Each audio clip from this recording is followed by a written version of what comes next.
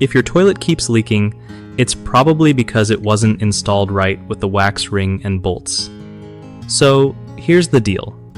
First, you want to shut off the water supply to avoid any mess. Next, flush the toilet to empty the tank and bowl as much as you can. Then, carefully loosen and remove the bolts holding the toilet to the floor. Don't rush this part, or you might crack something.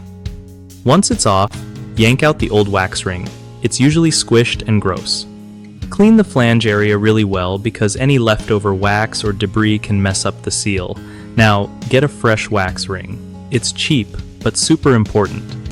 And press it firmly onto the toilet base or flange, whichever suits your setup. Lower the toilet straight down, making sure it's lined up with the bolts, then press down gently but firmly to squish that wax ring and create a solid seal. Tighten the bolts evenly, but don't crank them too hard or you'll risk cracking the porcelain. Finally, reconnect the water and test for leaks by flushing a few times. One of the biggest mistakes with toilet installation leaks is using an old or cheap wax ring that just won't seal properly. Always use a new, good quality one to avoid leaks under your toilet. Another common issue is over-tightening bolts. They can crack your toilet base or cause uneven pressure, so tighten just enough to hold it snug.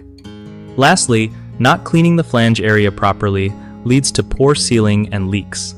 Take your time to scrape off old wax and gunk before installing the new ring.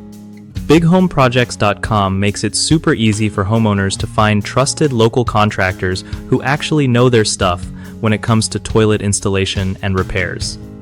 Plus, it helps contractors get steady work by connecting them with people who need their skills without all the hassle.